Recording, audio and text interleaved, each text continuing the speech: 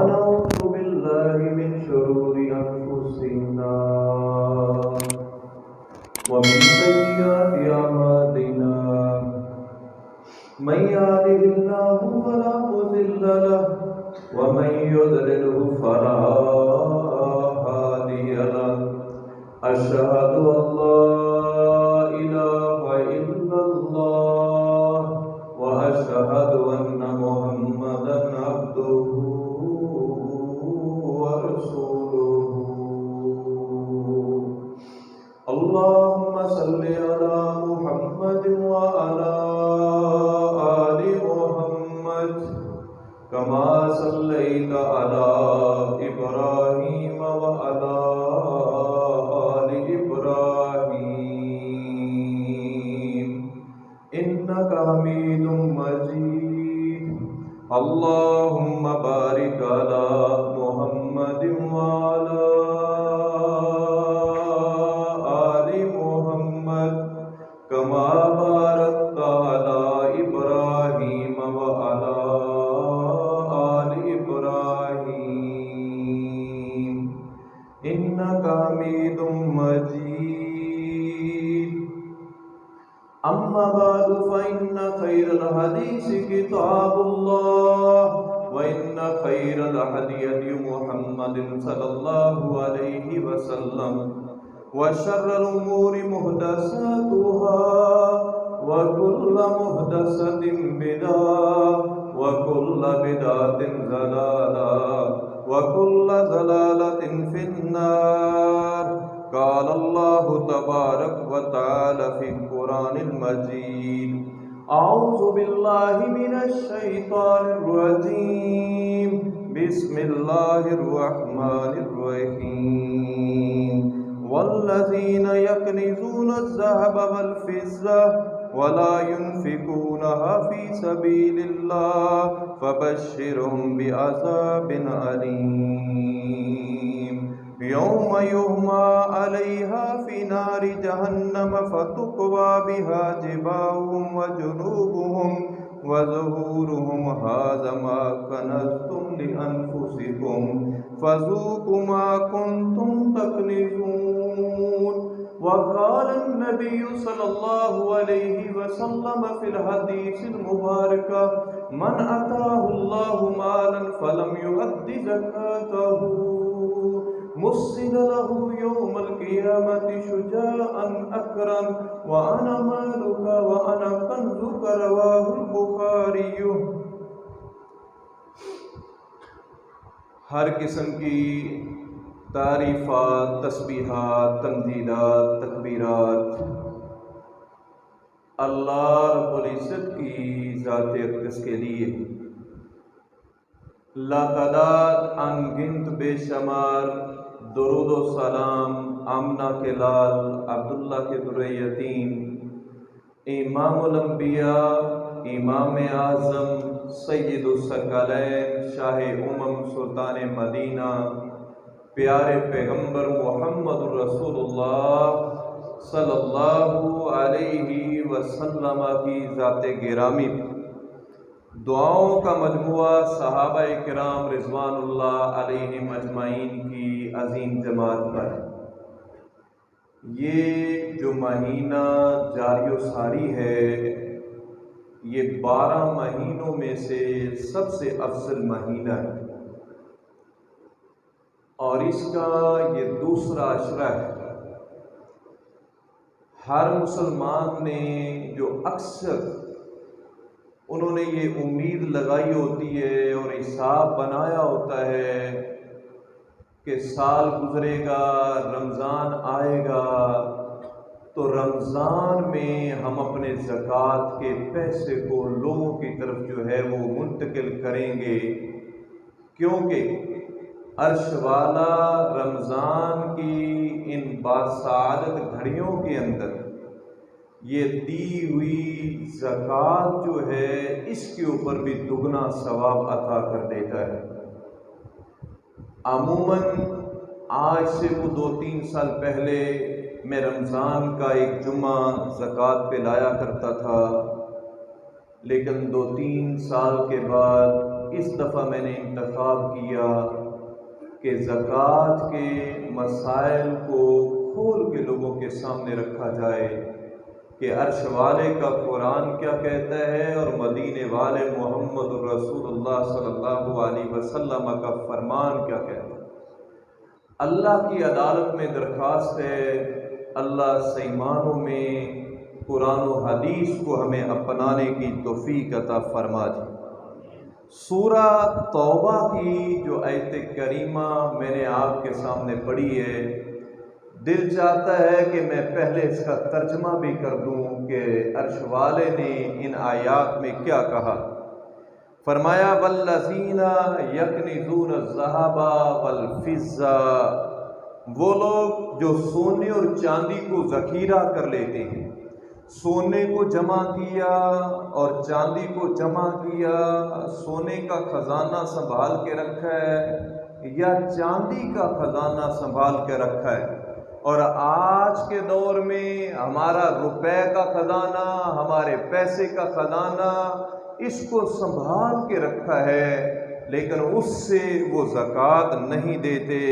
تو فرمایا وَلَا يُنْفِقُونَهَا فِي سَبِيلِ اللَّهِ، یہ خزانہ تو سنبھالا، رب کا دیا ہوا تھا، اس نے اس کو سنبھال لیا، لیکن جو اللہ نے مانگا، جو مدینے والے نے کہا، اس نے وہ اللہ کے راستے میں خرچ نہیں کیا۔ فرمایا فَبَشِّرْهُمْ، ان کو خوشخبری دے دو دردناک عذاب کی۔ حالانکہ عذاب کی خوشخبری نہیں ہوتی، یہ اللہ نے بطور استہزاء، تہدید اور ڈانٹ کے کہا ہے کہ ان کو خوشخبری دے دو کہ اللہ کے ہاں بڑا دردناک عذاب ہے۔ جس آدمی کو رب نے مال دیا، بندے نے نہیں دیا، اس کا اپنا کوئی کمال نہیں تھا۔ اگر آپ کبھی تنہائی میں بیٹھ کے غور کریں، جو کچھ ہمارے پاس ہے وہ عرش والے کا دیا ہوا ہے، وہ اللہ نہ چاہتا تو کچھ بھی ہمارے پاس نہ ہوتا۔ دو ہی بھائی ایک ہی جگہ پہ دکانیں ہوتی ہیں، ایک اربوں کا مالک ہوتا ہے اور ایک کی دکان پہ کوئی گاہک بھی آنے کے لیے تیار نہیں ہوتا۔ اور یہ دلوں کے کنٹرول یہ رب کے پاس ہے، کسی بندے کے پاس نہیں ہوا کرتے۔ دولتیں دینے والا اللہ ہے، رزق دینے والا اللہ ہے۔ اگر یہ بات آئی تو دل چاہتا ہے کہ سورہ بقرہ کے پہلے صفحے سے ایک آیت کا ٹکڑا پیش کرتا ہوں۔ عرش والے نے بڑے خوبصورت انداز میں اس بات کو پیش کیا، وَمِمَّا رَزَقْنَاهُمْ يُنْفِقُونَ، وہ جو ہم نے ان کو رزق دیا ہے، پتہ چلا اللہ ہی ہر ایک کو رزق دینے والا ہے۔ اللہ نہ چاہے کسی کے پاس کچھ بھی نہیں ہو سکتا، بلکہ وہ رب تو اتنا بڑا بے پرواہ ہے، اگر وہ نہ چاہے تو رزق ملنے کے بعد بھی کنگال کر دیا کرتا ہے، کروڑ پتی سے خاک میں ملا دیتا ہے، خاک سے اٹھا کے ارب پتی بنا دیتا ہے۔ یہ اختیار عرش والے کے پاس ہے، اللہ کے علاوہ کسی اور کے پاس جو ہے وہ اختیار نہیں ہوتا۔ اور اسی بات پہ کہا کہ اگر یہ رزق، یہ دولت تمہیں رب نے دی ہے تو پھر اللہ کے راستے میں جو اللہ نے بتلائی ہوئی زکوٰۃ ہے وہ بھی دینی چاہیے۔ ذرا آگے دیکھیے، قرآن نے بڑے خوبصورت انداز میں کہا یوم یحمى علیہا فی نار جہنم، ایک دن وہ بھی آئے گا، وہ جو سونا سنبھال کے رکھا، چاندی کو سنبھال کے رکھا، ان روپے پیسے کو سنبھال کے رکھا، ان کو جہنم کی آگ میں تپایا جائے گا، تختیاں بنائی جائیں گی، اور ان تختیوں کے ساتھ اللہ نے 3 چیزوں کو قرآن میں پیش کیا، پیشانی کو داغا جائے گا، پہلو کو داغا جائے گا، اور اس کے بعد تمہاری کمروں کو داغا جائے گا۔ تم نے قرآن تو پڑھا لیکن کبھی غور کیا اللہ نے ان 3 چیزوں کا بالخصوص قرآن میں نام کیوں لیا؟ جب وہ حقدار تیرے دروازے پہ آتا ہے، مطالبہ کرتا ہے، سب سے پہلے ماتھے پہ بل پڑتے ہیں، اور عرش والے نے سب سے پہلے پیشانی کو پیش کیا۔ کہ اس پیشانی کو داغا جائے گا۔ اس کے بعد کیا ہوتا ہے؟ آدمی پہلو تہی کرتا ہے، اس کی طرف سے رخ موڑتا ہے، تو عرش والے نے کہا اس کے بعد جو ہے تیرے پہلو کو داغا جائے گا۔ اور تیسرا کیا ہوتا ہے؟ پشت کو پھیرا اور کمر کر کے چل پڑتا ہے، تو عرش والے نے ظہور کمر کا ذکر کیا کہ تیری پشت کو بھی داغا جائے گا۔ جب حقدار لینے کے لیے آئے زکوٰۃ، اللہ اور اس کے رسول نے وہ حصہ بنا رکھا ہے، لیکن تو نے ماتھے پہ بل ڈالا، اس کے بعد پہلو تہی کی، اس کے بعد رخ کو موڑا اور چل پڑا، تو اللہ نے اتنا سخت جو ہے وہ عذاب رکھا ہے۔ اگر یہ حدیث آئی تو آئیے اس آیت کے ساتھ میرا دل چاہتا ہے کچھ نبی کے فرامین کو بھی ذکر کر دوں۔ یاد رکھیے 100 روپے میں 2.5 روپے کا مالک تو نہیں ہے، وہ مالک ہے جس کو رب کے قرآن نے پیش کیا ہے کہ اس کو دینا، اس کو دینا، اس کو دینا، تیرا اس کے اندر کوئی اختیار نہیں ہے، تو وہی کرے گا جو ساتوں آسمانوں کے مالک نے قرآن مجید کے اندر نازل کر دیا۔ آئیے ذرا اس پہ میں 3 حدیثیں بھی پیش کرتا ہوں۔ جس کو اللہ نے مال تو دیا، اس کے پاس خزانہ تو ہے، لیکن وہ نصاب کو بھی پہنچتا ہے، پھر بھی کیا ہے؟ زکوٰۃ نہیں دیتا، سانپ بن کے اوپر بیٹھ جاتا ہے، میرا مال میرا مال۔ کیا ہوگا؟ نبی کی زبان سے نکلے ہوئے جملے پیش کرتا ہوں۔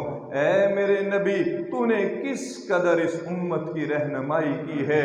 اس پیغمبر کے کیا کہنے جس نے امت کو چھوٹے سے چھوٹا مسئلہ بھی بیان کیا اور بڑے سے بڑا مسئلہ بھی بیان کیا۔ پہلی حدیث کو سنیے، آمنہ کے لال نے کیا کہا، عبداللہ کے در یتیم کیا کہتے ہیں، فاطمہ کے بابا کہتے ہیں، من عطاہ اللہ مالا، جس کو اللہ نے مال دیا، فلم یؤدی زکاتہ، یہ اس مال سے زکوٰۃ کو ادا نہیں کرتا، مسند لہ، یہی مال یہی دولت جس سے دنیا میں بڑا پیار تھا، فاطمہ کے بابا امی عائشہ کے سر کے تاج فرماتے ہیں، مسند لہ، یہی سانپ اس کے لیے کیا ہے، یہی مال سانپ کی شکل اختیار کر لے گا، اور سانپ کی شکل اختیار کرنے کے بعد یاخذ بلحظمتیہ، اپنے جبڑوں کے ساتھ اس کو پکڑے گا، اور پکڑنے کے بعد جب دونوں جبڑے ڈالے گا تو یہ آدمی دوڑے گا، لیکن یہ آگے سے سانپ کہے گا، آنا مالو کا و آنا کنزو کا، میں ہی تیرا مال ہوں، جس کو دنیا میں بڑا سنبھال کے رکھتا تھا، میں ہی تیرا خزانہ ہوں، جس کو دنیا میں تو نے جمع کر رکھا تھا۔ آئیے یہاں ایک اور حدیث پیش کرتا ہوں، ام سلمہ رضی اللہ تعالی عنہ کی۔ ام سلمہ کون ہے؟ میرے نبی کی زوجہ ہے۔ ام سلمہ کون ہے؟ میری اور آپ کی ماں ہے، ماں مومنوں کی ماں، میرے نبی کی زوجہ۔ انہوں نے پزیب پہن رکھی تھی، تو میرے نبی نے جب پزیب کو دیکھا تو ایک کلمہ کہا، ما بالغ ان تؤدی زکاتہ، جس کے پاس اتنا مال ہو کہ وہ زکوٰۃ کے نصاب کو پہنچتا ہے، فزکیہ، پھر وہ زکوٰۃ دے دے، پھر یہ مال خزانہ نہیں رہتا، پھر یہ مال عذاب کا سبب بھی نہیں بنتا۔ عذاب کا سبب کب بنے گا؟ جب آپ نے زکوٰۃ کو ادا نہیں کیا۔ یہ عذاب کا سبب کب بنے گا؟ اگر 100 میں سے 2.5 روپے نہیں دیے تو یہ 100 کا 100 روپیہ عذاب کا سبب بنے گا۔ اگر تم نے 2.5 روپے دے دیے تو 97.5 کے تم مالک ہو، وہ تیرے لیے عذاب کا سبب نہیں بن سکیں گے۔ یہ ہے جو بات آمنہ کے لال نے پیش کی۔ بلکہ آئیے ایک اور حدیث لے کے آتا ہوں۔ نبی صلی اللہ علیہ وسلم جب معراج کے موقع پر گئے تو معراج کے موقع پہ جاتے جاتے ایک جگہ پہ کچھ لوگوں کو دیکھا، ان کے آگے اور پیچھے دھجیاں بکھری ہوئی ہیں۔ جانتے ہو دھجیاں کیا ہے؟ چیتھڑے، یہ گوشت کے چیتھڑے کچھ آگے کو لٹک رہے تھے۔ اور کچھ پیچھے کو لٹک رہے تھے۔ میرے نبی نے دیکھا یہ لوگ جو ہے جیسے جانور نہیں کھاتے، تور کا درخت اور آگ کے پتھر جو ہے وہ نگل رہے تھے۔ تو آمنہ کے لال کہتے ہیں جبریل ٹھہرو، جبریل ٹھہرو، پہلے مجھے یہ بتلاؤ یہ کون لوگ ہیں؟ تو جبریل کہتے ہیں اللہ کے نبی یہ آپ کی امت کے وہ لوگ ہیں جن کے اوپر زکوٰۃ فرض تھی اور وہ زکوٰۃ کو ادا نہیں کرتے تھے۔ اللہ نے اتنا مال تو دیا لیکن وہ زکوٰۃ کو ادا نہیں کرتے تھے۔ یہ تو ہے آخرت میں سزا۔ آئیے دنیا کے اندر کیا ہے، اس پہ دو حدیثیں لے کے آتا ہوں۔ یہ پہلی روایت مسلم بازار کی تھی، اب جو روایت لانے والا ہوں یہ طبرانی کی ہے اور سندن صحیح ہے۔ نبی صلی اللہ علیہ وسلم نے فرمایا جو آدمی زکوٰۃ نہیں دیتا اللہ اس کے باقی مال کو بھی تباہ و برباد کر دیتا ہے۔ ذرا ٹھہریں اور سوچیں، اپنے محلوں میں دیکھنا جو لوگ زکوٰۃ دینے کے عادی ہیں، کبھی اس کی چوکھٹ پہ کھڑے ہیں کبھی اس کی چوکھٹ پہ کھڑے ہیں، آپ ہمیشہ ان کے مال کو بڑھتا ہوا پائیں گے۔ آج کے سال اور ہے، اگلے سال اور ہے، تیسرے سال اور ہوگا، لیکن وہ لوگ جن کو اللہ نے مال دیا لیکن وہ زکوٰۃ نہیں نکالتے ان کا پہلا مال بھی تباہ ہوتے ہوئے نظر آئے گا، کیونکہ میرے نبی کی زبان سے نکلے ہوئے جملے غلط نہیں ہو سکتے۔ میرا نبی جو کہتا ہے وہ حق کہتا ہے، سچ کہتا ہے۔ اور آئیے آخری اس پہ حدیث پیش کرتا ہوں۔ نبی صلی اللہ علیہ وسلم نے فرمایا جس پہ زکوٰۃ فرض ہے وہ زکوٰۃ نہیں دیتا، زکوٰۃ نہیں دیتا، اللہ اس کے گھر میں قحط سالی کو پیدا کر دیتا ہے، قحط سالی کا آغاز ہو جاتا ہے اس کے گھر کے اندر۔ یہ ہے دنیا کے اندر بھی اللہ سزا دیتا ہے۔ تو آمنہ کے لال پیارے پیغمبر محمد رسول اللہ صلی اللہ علیہ وسلم نے اس کو پیش کیا۔ بلکہ آئیے وقت کم میں ایک اور حدیث اس پہ پیش کرتا ہوں۔ امام مسلم کی قبر پہ اللہ کروڑوں رحمت نازل فرمائے۔ امام مسلم رحمہ اللہ تعالی اس حدیث کو لے کے آئے، فرمایا جو آدمی زکوٰۃ کو ادا نہیں کرتا کل قیامت کا دن 50,000 سال کا دن ہوگا، اس کو نیچے بچھا دیا جائے گا، اس کے وہ چوپائے سینگوں کے ساتھ اس کو مارتے رہیں گے اور پاؤں کے ساتھ رونتے رہیں گے، اور یہ 50,000 سال کا دن گزر جائے گا، حتیٰ کہ جنت کی طرف یا جہنم کی طرف راستے کو کھول دیا جائے گا۔ اتنا بڑا عذاب ہے جو آدمی زکوٰۃ کو ادا نہیں کرتا۔ اللہ نے مال دیا، اللہ نے رزق دیا، لیکن یہ شخص جو ہے وہ زکوٰۃ کو ادا نہیں کرتا۔ آئیے اس کے بعد میں پیش کرتا ہوں، 4 طرح کا مال ہوتا ہے، 4 طرح کی چیزوں میں زکوٰۃ ضروری ہے۔ سب سے پہلی چیز جس کے پاس زمین ہے، زمین سے پیداوار ہوتی ہے، گندم کی شکل میں، چاول کی شکل میں، مکی کی شکل میں۔ یاد رکھیے اسلام نے اس کے لیے قانون بنایا کہ 20 منوں میں سے اگر کم ہو ان پہ کوئی زکوٰۃ نہیں، اگر 20 من ہو جائے تو 1 من اللہ اور اس کے رسول کے لیے زکوٰۃ کے طور پر دینا پڑے گا، اور 19 من کا تو مالک ہوگا۔ اب ذرا سوچیں اگر وہ 1 من نہیں دیتا تو یہ 19 من بھی اس کے لیے حلال نہیں رہتا، اگر وہ 1 من دے دے تو یہ 19 من کا غلہ اس کے لیے حلال ہو جاتا ہے۔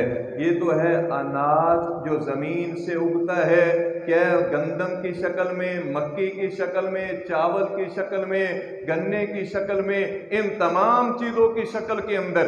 آئیے جو دوسری چیز ہے چپائے، عموماً اس کی ضرورت نہیں ہوتی، لیکن آج کل تو ڈیری فارم بن چکے ہیں، کٹے فارم بن چکے ہیں، بچھڑے فارم بن چکے ہیں۔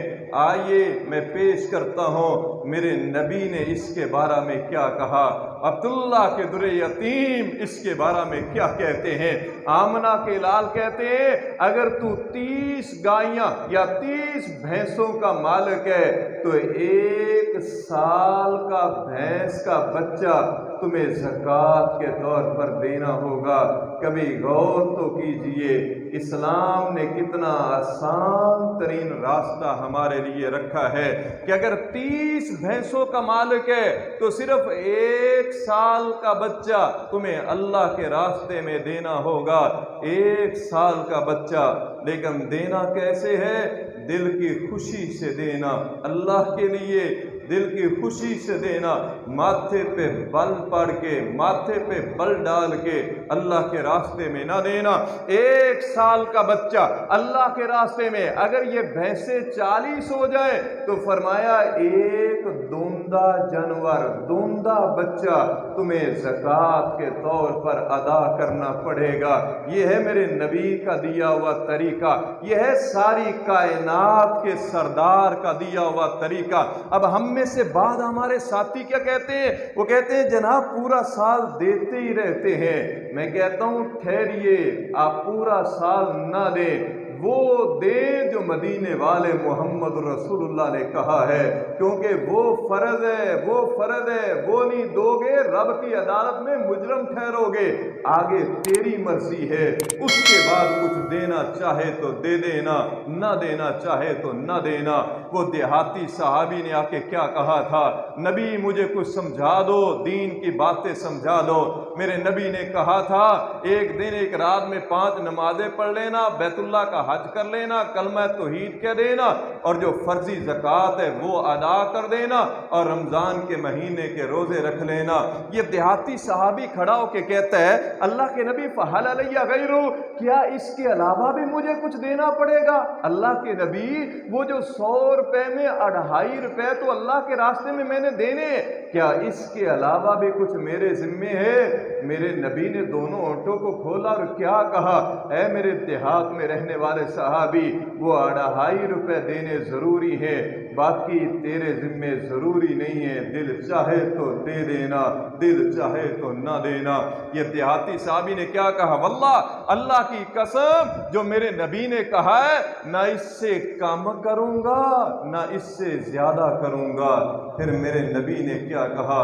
اے صحابہ، کسی جنتی شخص کو دیکھنا ہو جو زمین پہ چلتا ہوا تمہیں نظر آئے تو اس دیہاتی کو دیکھ لینا، اس دیہاتی کو دیکھ لینا جس نے یہ عزم کر لیا کہ جو اللہ اور اس کے رسول نے فرض کیا ہے وہ میں ضرور ادا کروں گا۔ یہ ہے کہ فرض کو ادا کرنا ضروری ہوتا ہے، فرض کو ادا کرنا یہ عرش والے کا بنایا ہوا طریقہ ہے، یہ آمنہ کے لال پیارے پیغمبر محمد رسول اللہ صلی اللہ علیہ وسلم کا بنایا ہوا طریقہ ہے۔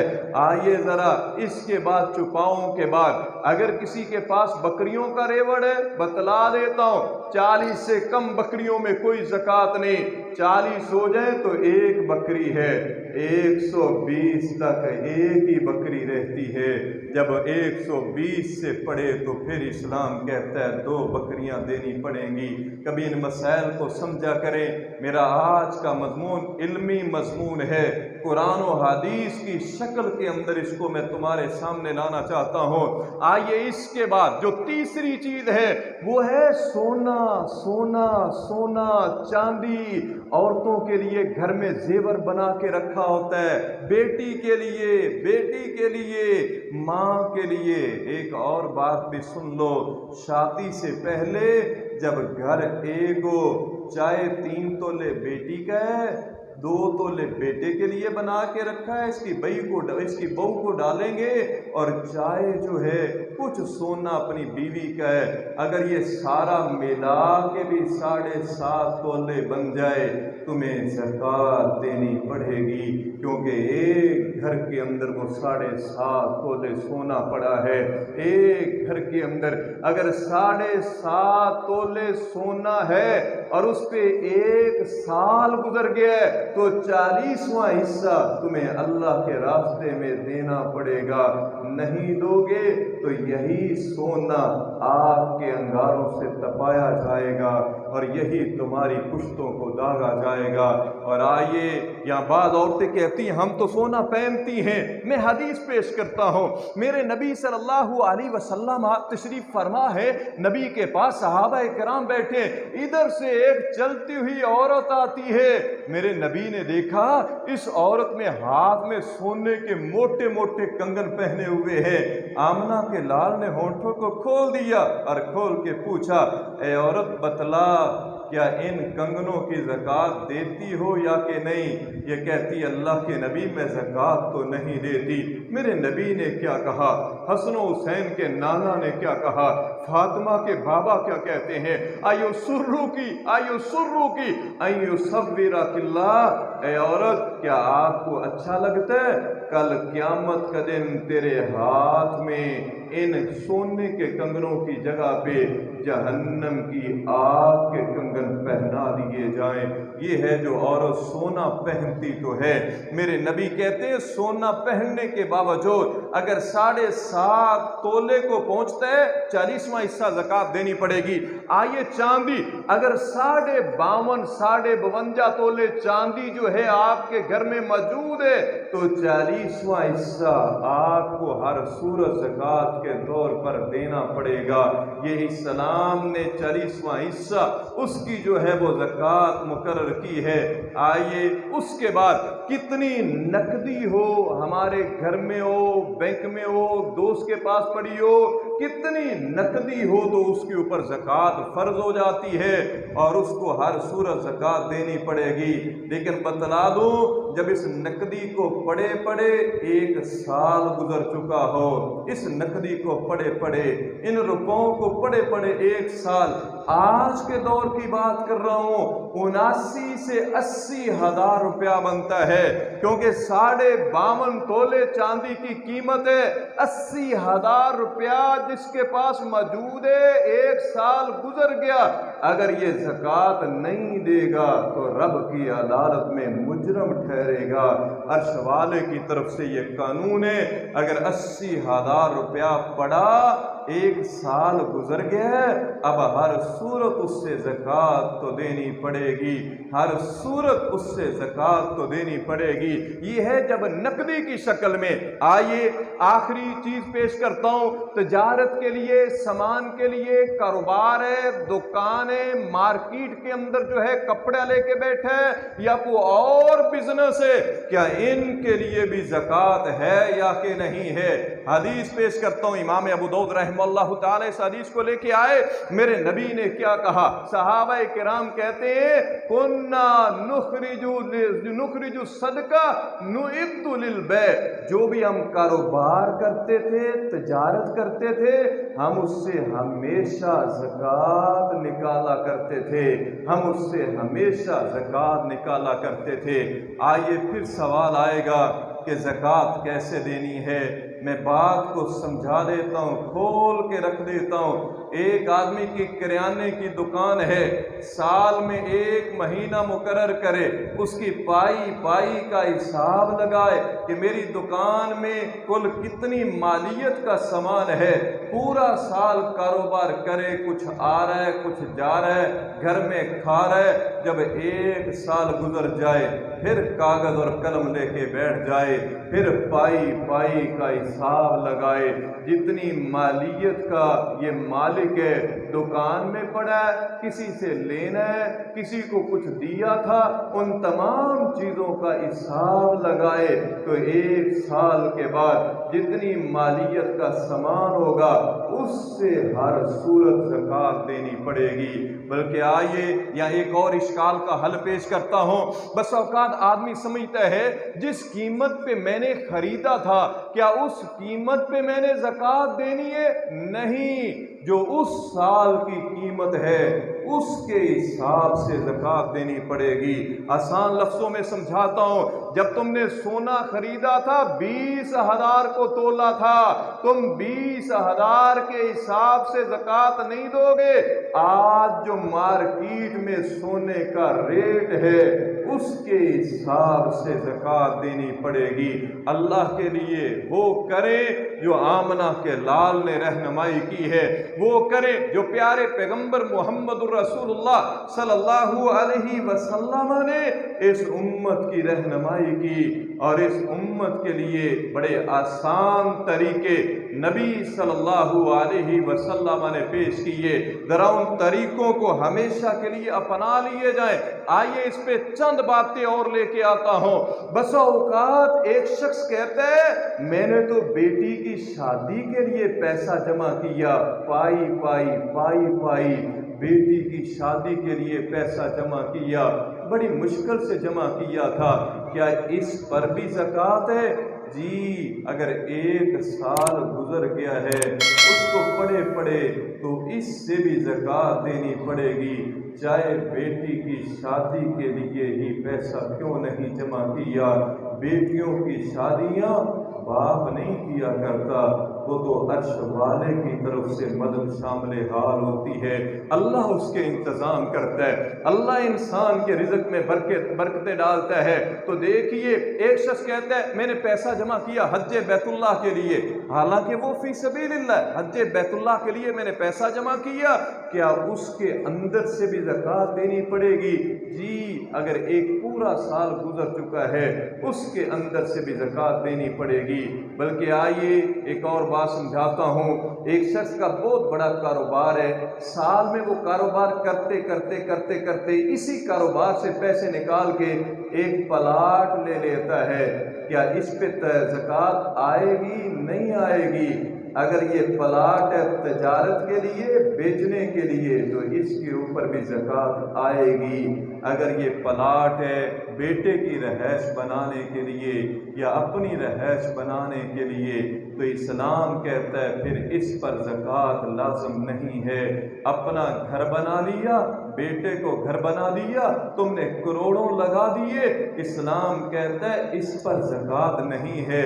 آپ نے گاڑی خریدی، اگر ہے سواری کے لیے، وہ کیا ہے 1.5 کروڑ کی بھی ہو تو اس پر زکوٰۃ نہیں۔ اگر گاڑی خریدی کاروبار کے لیے، تجارت کے لیے، تو اسلام کہتا ہے اس سے زکوٰۃ دینی پڑے گی۔ آئیے ایک شخص کا مکان ہے، مکان اس نے کرائے پہ دیا ہوا، لیکن لیا ہوا اس نیت سے کہ کل کو ہم اس میں رہیں گے، کیا اس پہ زکوٰۃ ہے یا کہ نہیں؟ اس مکان پر بھی زکوٰۃ نہیں ہوگی۔ ہاں، اگر وہ کرایہ جمع کر رہا ہے، سال گزر گیا اور وہ جمع شدہ کرایہ نصاب کو پہنچ چکا ہے، تو پھر اس جمع شدہ رقم سے تمہیں کیا زکوٰۃ دینی ہوگی۔ اگر یہ بات چلی تو آئیے 3 سے 4 باتیں اس پہ اور کہتا ہوں، پھر جاتا ہوں کہ زکوٰۃ کے حقدار کون ہیں۔ سب سے پہلی بات جو ہے، ایک بیمہ پالیسی چلتی ہے، انشورنس۔ آج ہمارے بڑے بڑے مذہبی لوگ بھی کیا ہے، انشورنس کے لیے ان کی چوکھٹ پہ کھڑے ہوتے ہیں۔ 18 لاکھ ریٹ پڑا، سالانہ قسط مقرر ہوگی، اس نے 1 سال کی قسط دی، یہ فوت ہو گیا، وہ کمپنی 18 لاکھ دے گی۔ آئیے اسلام اس کو حرام کہتا ہے، اسلام کہتا ہے یہ انشورنس بیمہ پالیسی یہ جائز نہیں ہے۔ آج تو ہاتھ کا بیمہ الگ ہو رہا ہے، زندگی کا بیمہ الگ ہو رہا ہے، گاڑی کا بیمہ الگ ہو رہا ہے، یہ بیمہ اور انشورنس کروایا جاتا ہے۔ یاد رکھیے اسلام نے اس کو حرام قرار دیا ہے، اور حرام کام کرنا یہ تو اللہ اور اس کے رسول کے ساتھ جنگ ہوتی ہے۔ اے مسلمان، تو اللہ اور اس کے رسول سے جنگ کیسے کر سکتا ہے؟ یہ حرام ہے، اسلام اس کی اجازت نہیں دیتا، اسلام اس کی اجازت نہیں دیتا، یہ حرام ہے۔ انشورنس بیمہ پالیسی، 2 لفظوں میں بات کو سمجھا دیتا ہوں۔ پہلی بات جو میں نے ابھی کہی ہے کہ آپ نے وہ 1 قسط دی ہے، یہ بندہ فوت ہوتا ہے، کمپنی کتنے دیتی ہے؟ 18 لاکھ 20 لاکھ، گاڑی نکالی، 1 ہفتے کے بعد اس کا ایکسیڈنٹ ہو گیا، کمپنی تمہیں پوری قیمت دیتی ہے۔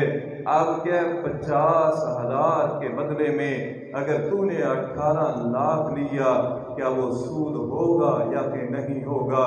میں اپنے نبی کی حدیث سے تمہیں سمجھاتا ہوں۔ میرے نبی جا رہے تھے کس کے پاس؟ بلال کے پاس۔ بلال تو میرے نبی کا پروانہ تھا، بلال تو وہ تھا جو میرے نبی پہ جان نچھاور کرنے والا تھا۔ اور لوگوں، بلال وہ ہے جو منتظم بیت رسول تھا، بلال وہ ہے جو مؤذن رسول تھا، جس بلال کے بارے میں ایک جملہ کہتا ہوں کہ واہ بلال تیری عظمت کے کیا کہنے، یہ عرش والے کی مرضی ہے، حبشہ سے اٹھایا، منڈیوں میں بکایا، مکہ میں لایا، مدینہ میں لا کے محمد کے قدموں میں بٹھایا، ایسا بٹھایا کہ چلتا مدینہ میں تھا، اور اس کے قدموں کی آواز کو عرش والے نے اپنی جنت کے اندر پہنچایا تھا۔ یہ نبی کا خادم ہے، بلال ہے۔ پتہ چلا اللہ کے نبی میرے پاس آ رہے ہیں، بلال رضی اللہ تعالیٰ عنہ اپنے باغ میں گئے، کھجوریں بڑی ردی تھی، کھانے کے قابل نہیں تھی، انہوں نے 2 کلو کھجوریں لی اور ایک شخص کے پاس گیا جس کے پاس بڑی عمدہ کھجوریں تھی، بڑی خوبصورت، کہتا ہے یہ 2 کلو لے لو، 1 کلو دے دو، میرے نبی آ رہے ہیں، میرے نبی آ رہے ہیں، میں نبی کو یہ ردی کھجوریں تو نہیں کھلا سکتا نا، میرا پیغمبر ہے، وہ آمنہ کے لال ہے، کہتے ہیں یہ 2 کلو لے لو، 1 کلو دے دو۔ اچھا بلال نے وہ 1 کلو کھجوریں لے لی، جب اللہ کے نبی صلی اللہ علیہ وسلم تشریف لائے، کھجور کھانے لگے، اے نبی تیری عظمت پہ قربان جائیں، اے نبی تیری عظمت کے کیا کہنے، نہیں دیکھا بلال کا دل ٹوٹے گا، دین دین ہے، دین دین ہے، دین پہ دلوں کو نہیں دیکھا جاتا، اسلام اسلام ہے، قانون قانون ہے۔ ایک کھجور کو پکڑا اور ہونٹوں کو کھول کے پوچھا بلال تیرے پاس تو ردی کھجوریں ہوتی تھی، یہ عمدہ کھجوریں کہاں سے آ گئی؟ کہا اللہ کے نبی کلو 2 کلو دیے، کلو لی ہے۔ میرے نبی فوراً زبان کو کھول کے کہتے ہیں بلال حاضی ربا، اسے تو سود کہا جاتا ہے، اسے تو سود کہا جاتا ہے، یہ ہے ساری کائنات کا سردار، اس کو کہتے ہیں آمنہ کا لال، یہ ہے ہمارا مربی، یہ ہے ہمارا نبی جو اپنے صحابہ کی بھی رہنمائی کرنے والا تھا۔ نبی نے کیسے رہنمائی کر دی ہے، آمنہ کے لال نے کیسے ہمیں مسئلہ سمجھا دیا، آمنہ کے لال نے یہ مسئلہ سمجھایا۔ اب ذرا سوچیں، بیمہ پالیسی میں 18,000 50,000 کے بدلے میں 18 لاکھ لیا تو کیا وہ سود نہیں ہوگا؟ حاضی ہی ربا، یہی تو سود ہے، یہی تو سود ہے۔ پھر آپ دیکھیں کیا ایک شخص نے 3 قسطیں ادا کی، اچھا 3 قسطیں دینے کے بعد وہ بیچارہ آگے بیمہ پالیسی میں قسطیں نہیں دے سکتا۔ اب یہ کمپنی کیا کرتی ہے جب وہ قسطیں نہ دے سکے، جو اس کی پہلی 3 قسطیں جو اس نے 1 لاکھ دیا، 1.5 دیا، کمپنی اس کو ضبط کر لیتی ہے۔ ذرا تم مجھے بتلاؤ، اسلام کسی کا 1 روپیہ بھی ضبط کرنے کی اجازت دیتا ہے؟ اسلام تو کسی کا 1 روپیہ بھی ضبط کرنے کی اجازت نہیں دیتا۔ اگر اس بات میں گیا تو بڑی لمبی ہو جائے گی، لیکن مثال دے کے سمجھاتا ہوں۔ جس کو تم بیانے کی بے کہتے ہو، سودا ہو رہا ہے، تم نے 1,000 روپیہ لے لیا، اس نے سودا نہیں لیا، تم نے کہا 1000 میرا، میرے نبی تو عشق کو بھی حرام اور سود کہتے ہیں، یہ بیانے کی بے کو بھی محمد رسول اللہ صلی اللہ علیہ وسلم نے جائز نہیں کہا۔ اس لحاظ سے یہ بات ذہن میں رکھیے، انشورنس بیمہ پالیسی یہ بھی سود ہے۔ اگر یہ بات چلی تو ایک اور کہتا ہوں، بینکوں کا نظام، آج ہمارا سارا کا سارا بینکوں میں جاتا ہے پیسہ۔ میں یہ نہیں کہتا کہ بینکوں میں پیسہ رکھنا بند کر دیں، نہیں کہہ سکتا، لیکن ایک حدیث مجھے یاد آ رہی ہے، جب آج میں نے اس حدیث کو پڑھ رہا تھا تو میرے بھی رونگٹے کھڑے تھے۔ میرے نبی نے کیا کہا، یہ مسند احمد کی حدیث ہے، ذرا اس حدیث کو دل کی تختی پہ نوٹ کرنا۔ میرے نبی نے کہا جب قیامت قریب ہوگی، جب قیامت قریب ہوگی، وہ لوگ جو بڑے نیک اور متقی ہوں گے، ان کے بھی ناک کے نتنوں میں سود کا دھواں جائے گا، سود کا دھواں جائے گا۔ یہی مطلب ہے کہ آج ہم پیسے کو گھر نہیں سنبھال سکتے، ہر ایک کو بینک میں رکھنا پڑتا ہے، بینک میں رکھنا پڑتا ہے۔ آن لائن کے مسئلے ہوتے ہیں کہ پیسہ دینا پیسہ لینا، بہرحال میں مسئلہ تمہیں سمجھا دیتا ہوں۔ اس کے 4 کھاتے ہیں، ایک کو سیونگ کہتے ہیں، سیونگ تم نے جا کے بینک میں پیسہ رکھا، یاد رکھیے اس کے اوپر وہ بھی آگے سے سود لیتے اور تمہیں بھی سود لیتے ہیں، تمہیں بھی اس پہ سود دیتے ہیں۔ اسلام اس کی اجازت نہیں دیتا۔ سود سود سود 10 بندے ہیں جن پر اللہ کے نبی نے سود کی وجہ سے لعنت کی ہے، لکھنے والا، رکھنے والا، لکھانے والا، 10 آدمی ہیں جن پر لعنت کی آمنہ کے لال نے۔ آئیے ذرا دیکھیے، دوسرا کرنٹ کھاتا، تمہیں تو سود نہیں ملتا لیکن تمہارا پیسہ اپنی مرضی سے آگے استعمال کرتے ہیں۔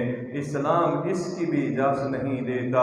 معذرت سے عرض کر رہا ہوں، دین پیش کرنا میرا حق ہے، آگے تمہارے کاروبار، تمہاری مجبوریاں تمہارے سامنے ہیں، لیکن دین کو ویسے پیش کروں گا جیسے آمنہ کے لال نے بتلایا ہے، جیسے فاطمہ کے بابا نے اس مسئلے کو سمجھایا۔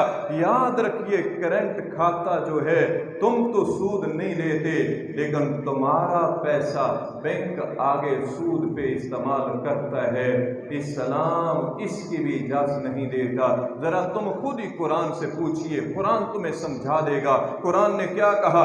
وَلَا تَعَاوَنُوا عَلَى الْإِثْمِ وَالْعُدْوَانِ، تم کسی کی گناہ اور زیادتی پہ تعاون نہیں کر سکتے۔ جب ہم کرنٹ کھاتے میں پیسہ رکھیں گے، وہ آگے سود کا کاروبار کریں گے، کیا تعاون ہوگا یا تعاون نہیں ہوگا؟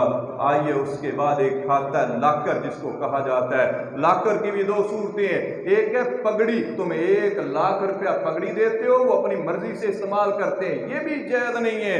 ایک لاکر ہے، پہلے پارچے رکھے جاتے تھے، آج پیسے بھی رکھے جاتے ہیں۔ تم نے کیا ہے، بینک میں پیسہ رکھ دیا، انہوں نے تالے میں اس پیسے کو کیا ہے سنبھال لیا، مہینے کے بعد وہ آپ سے کٹوتی لیتے ہیں جو رکھوالی کی، نہ تیرا پیسہ سود پہ استعمال ہو رہا ہے اور نہ تجھے سود ملتا ہے۔ اس کو محدثین نے جائز کہا ہے، اس کو محدثین نے جائز کہا۔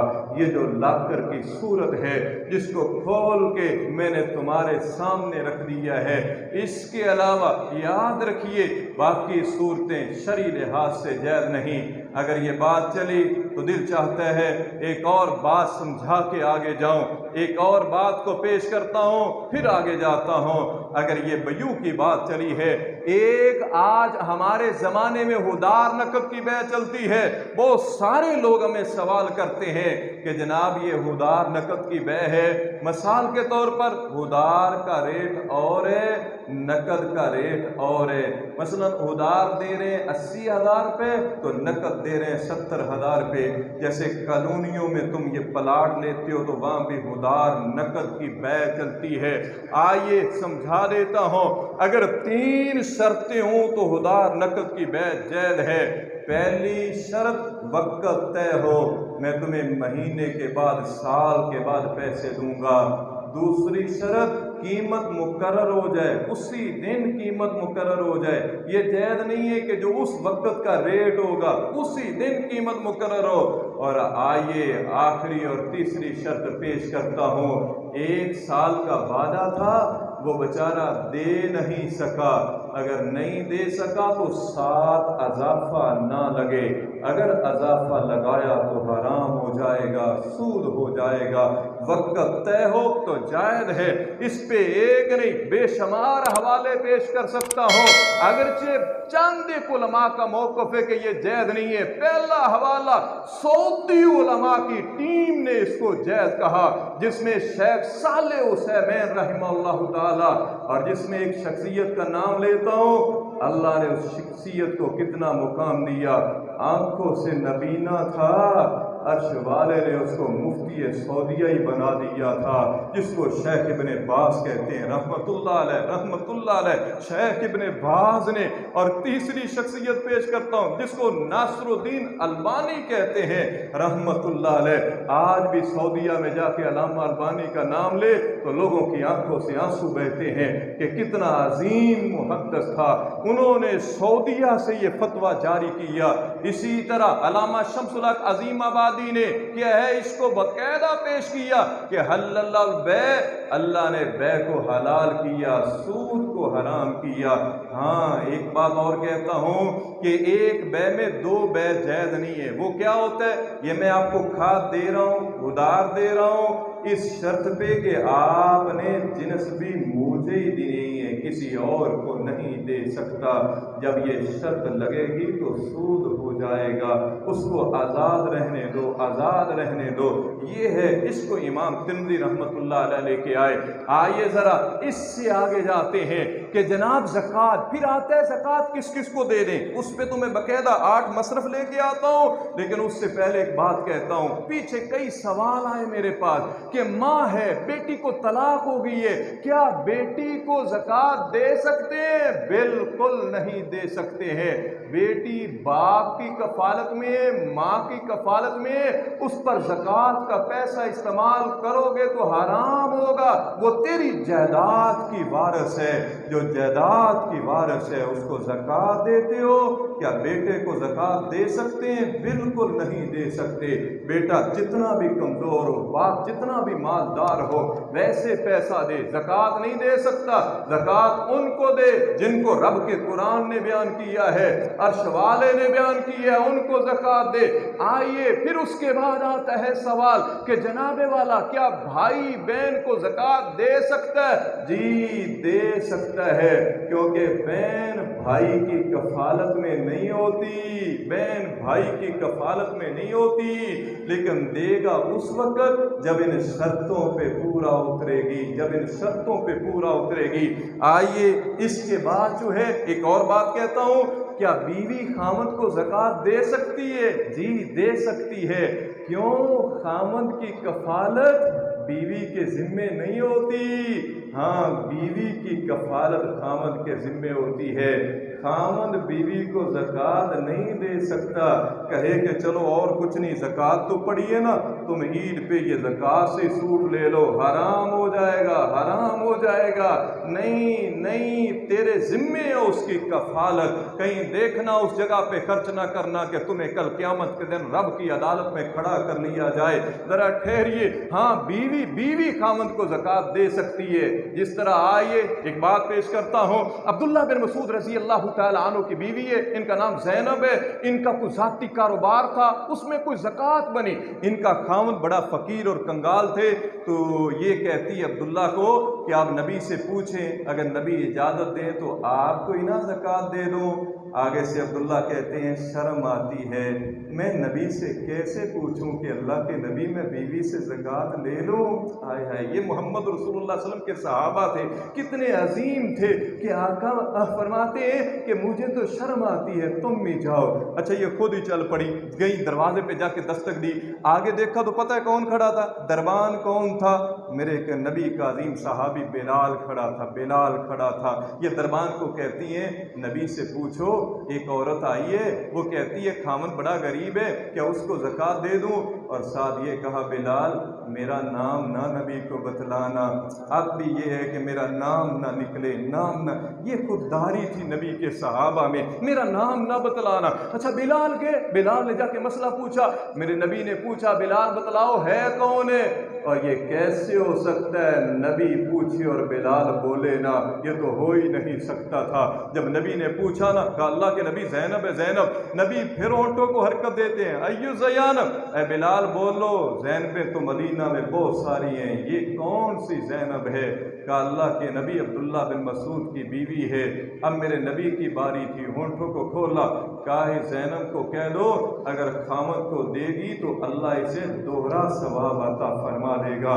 لیکن میرے نبی نے پہلے تحقیق کی ہے کہ زینب کون سی حقدار بھی ہے یا کہ نہیں ہے، بلکہ یہ مسئلہ چلا۔ تو آئیے تمہیں ایک اور بات سمجھاتا ہوں، مجھ سے ایک سوال ہوا کہ ہم نے جو ہے نا زکوٰۃ اکٹھی کی تھی، ایک آدمی کا علاج کروانا تھا، کینسر کا علاج کروانا تھا، اوپر سے زلزلہ آ گیا، کیا ہم زلزلے میں اس پیسے کو لگا سکتے ہیں؟ میں نے کہا بالکل نہیں لگا سکتے، جب تک ان بندوں کو جمع نہ کرو، ان سے اجازت نہ لو کہ ہم نے تم سے زکوٰۃ اکٹھی کی تھی، اس لیے اب اگر اجازت دو تو فلاں جگہ پہ استعمال کر سکتے ہیں، ورنہ نہیں۔ جب تک زکوٰۃ دینے والا تمہیں اجازت نہ دے اپنی مرضی سے خرچ کرو گے، یہ بھی خیانت اور چوری ہو جائے گی۔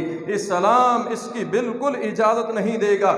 آئیے اب آخر میں جا کے، وقت تو کافی ہو چکا، لیکن حوصلے سے اس مسئلے کو آج میں سمجھانا چاہتا ہوں، ساری زندگی کے لیے اس کو دل کی تختی پہ نوٹ کرنا کہ اب یہ سوال آتا ہے کہ زکوٰۃ کے حقدار کون ہے، کن کو دینا چاہیے۔ میں کہتا ہوں آئیے قرآن کو کھولیے، قرآن بڑی عظیم کتاب ہے۔ کیا کہا؟ انما الصدقات للفقراء، سب سے پہلا کہا تمہاری زکوٰۃ کا حقدار فقیر ہے۔ جانتے ہو فقیر کسے کہتے ہیں؟ فقیر فقر سے ہے۔ فقر جو ہے یہ کمر کو بھی کہا جاتا ہے، فقر کمر کو بھی۔ عام لفظوں میں سمجھاتا ہوں، کیا کمر توڑ خرچے جو ہیں، کمر توڑ مہنگائی، کمر توڑ غربت اور فقیری، ایسی فقیری جو کمر توڑ کے رکھ دے، یہ شخص تیری زکوٰۃ کا حقدار ہے۔ یہاں دل چاہتا ہے اس کی تفسیر حدیث سے پیش کروں۔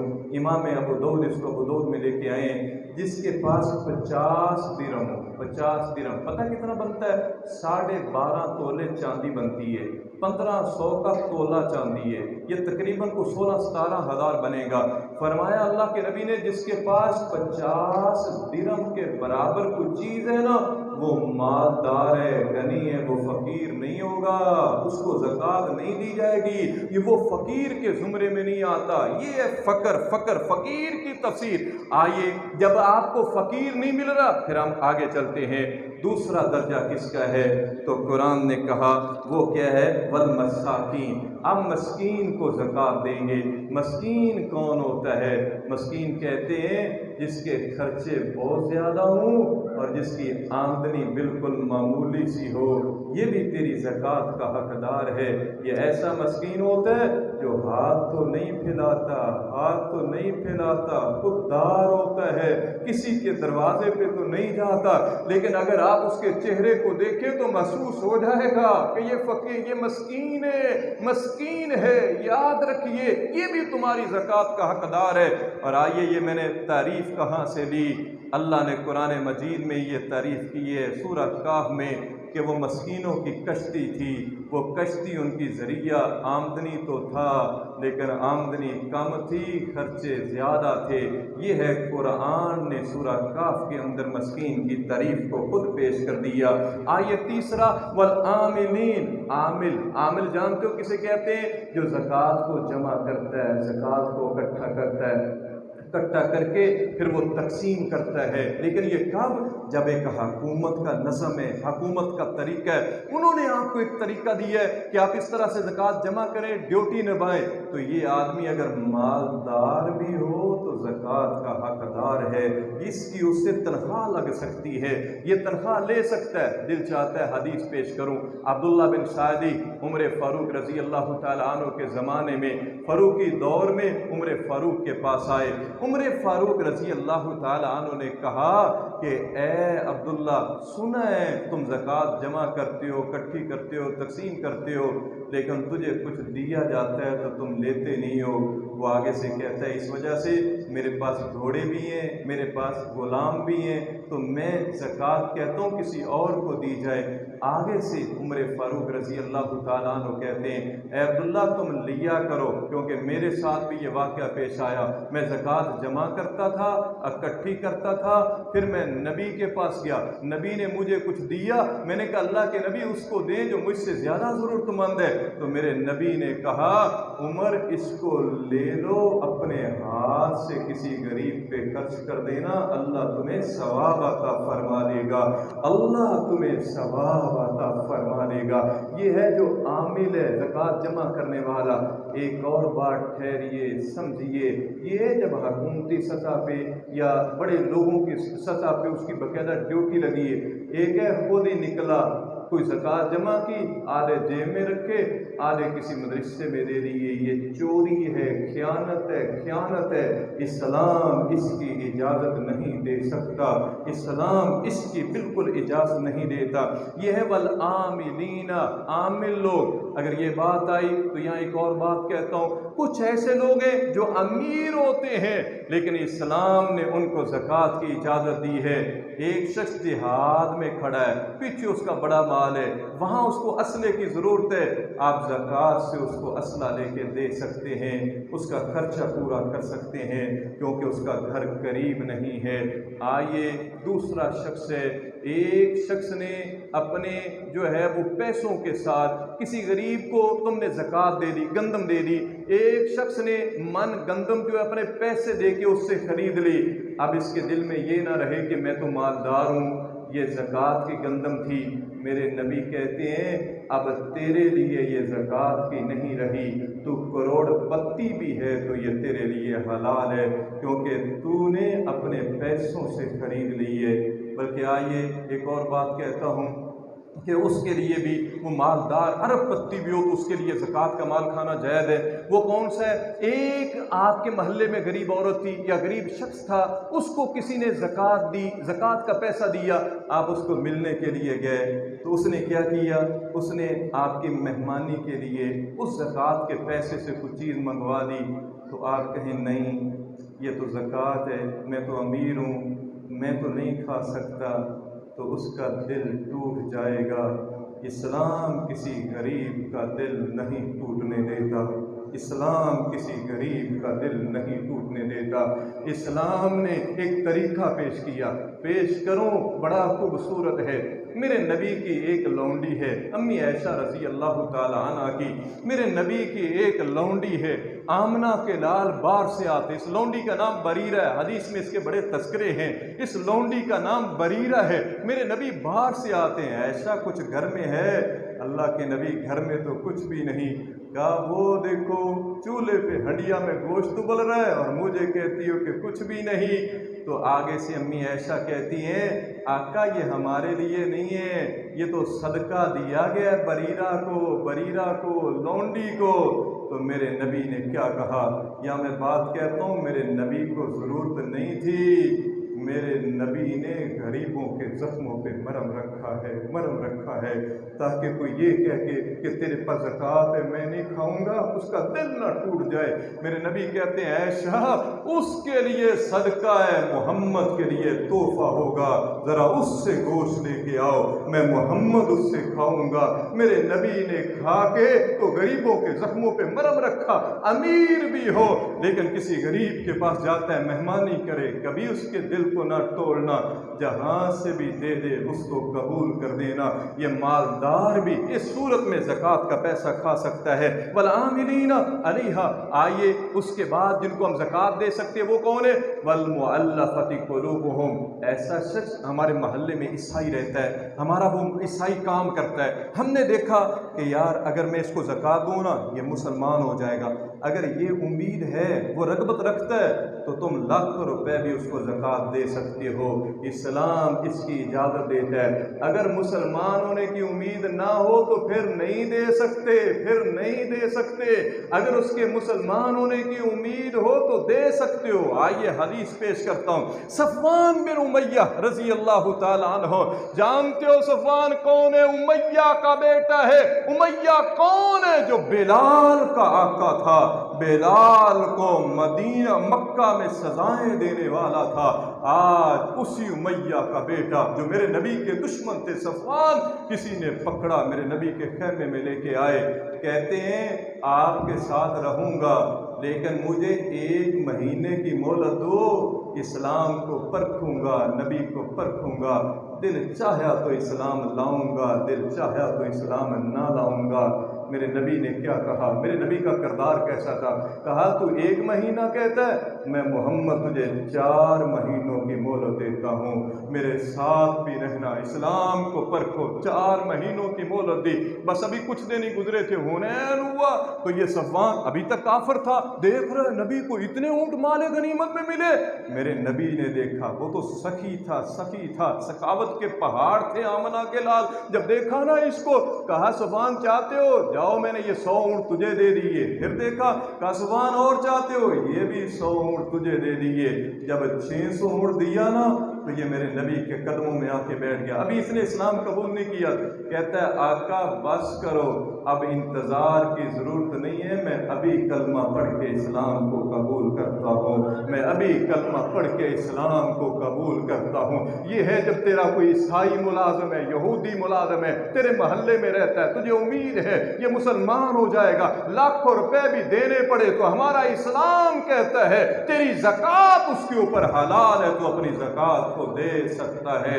اگر اس کے مسلمان ہونے کی امید نہ ہو پھر اسلام کہتا ہے ٹھہر جائیے۔ یا ایک اور بات کہتا ہوں، ایک شخص اسلام تو لے آیا، اسلام تو لے آیا، لیکن ابھی نیا ہے، اس کو پکا کرنے کے لیے بھی اسلام کہتا ہے تم اپنی زکوٰۃ دے سکتے ہو۔ آئیے اس کے بعد ہے وفر رکاب، گردنوں کو آزاد کروانے میں، گردنوں کو آزاد کروانے میں۔